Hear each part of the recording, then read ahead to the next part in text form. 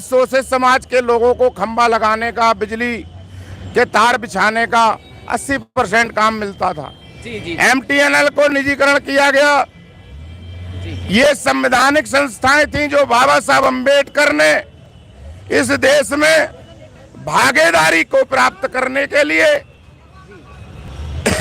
दलित समाज को सामाजिक परिवर्तन और आर्थिक मुक्ति आंदोलन के तहत उनकी आर्थिक स्थिति मजबूत करने के लिए भारत में संविधान की संस्थाएं बनाई थी सरकारी, जिनमें हमें भागीदारी मिलती थी।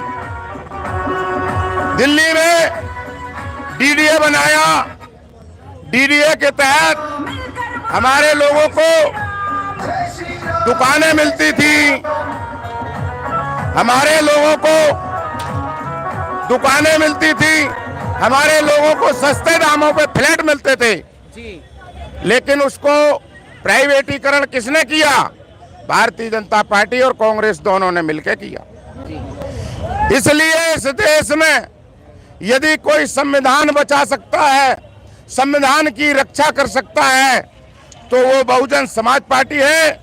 और बहुजन समाज पार्टी की नेता बहन कुमारी मायावती जी हैं। जी, मैं दर्शकों का ध्यान आकर्षित करना चाहूंगा इस बात पर कि वो संविधान खत्म करने की बात कर रहे हैं, और अगर अभी 2024 में अगर वो चुनाव जीत गए EVM के दम पर, तो ये चुनाव आखिरी साबित होने जा रहे हैं। ये इस बात की भी पूरी संभावना है। नहीं, ऐसा तो किसी में ताकत नहीं है कि इस देश में लोकतंत्र को कोई खत्म कर दे।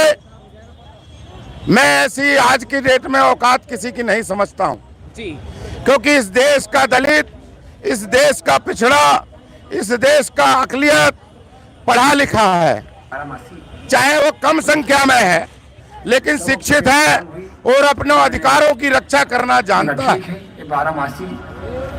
ऐसा संभव नहीं है, लेकिन ये हमें दूसरी तरह से कमजोर कर रहे हैं। जीवन में जो देश की संवैधानिक संस्थाएं हैं, उनका निजीकरण करके उनमें हमें जो अधिकार मिलते थे, जो रिजर्वेशन मिलता था, उसको इन्होंने हमारा छीन लिया है। अब हमारी बहुजन समाज पार्टी ये चाहती है कि यदि इस देश में निजीकरण किया जा रहा है, तो निजी संस्थानों में हमारे लोगों को आरक्षण मिलना चाहिए।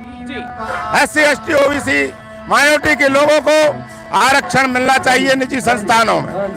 अगर ये नहीं मिलता है तो ये संविधान विरोधी चीजें हैं और ये देश के 85% लोगों के खिलाफ है, जिसके लिए बाबा साहब अम्बेडकर ने पूरा जीवन अपना लगाया, ज्योतिबा फुले ने जीवन लगाया, मानवर कांशीराम साहब ने जीवन लगाया, बहन कुमारी मायावती पूरा जीवन लगा रही। लेकिन सबसे बड़ी बात मैं बताना चाहता हूं, शिक्षा का इस देश में राष्ट्रीयकरण होना चाहिए। गरीब का बेटा, अमीर का बेटा एक स्कूल में जब तक नहीं पढ़ेगा, इस देश में शैक्षिक क्रांति नहीं होगी। और हमारा मूल मकसद है कि इस देश में जब तक शैक्षिक क्रांति नहीं होगी, तो पूर्णतः समाज को सम्मान नहीं मिल पाएगा। शिक्षा का स्तर बहुत ज्यादा गिर गया है भारत में। शिक्षा नहीं आती है, एकदम से अंग्रेजी मीडियम पढ़ते हैं तो फेल होते हैं। भारतीय जनता पार्टी का एम शिक्षा का निजीकरण करना, शिक्षा का व्यवसायीकरण करना, हर चीज का व्यवसायीकरण करना ही दलित पिछड़ों के खिलाफ है, अनुसूचित जाति जनजाति और पिछड़ी जातियों के खिलाफ है, अकलियत के खिलाफ है, इस देश की 85% जनता के खिलाफ है ये सब चीजें।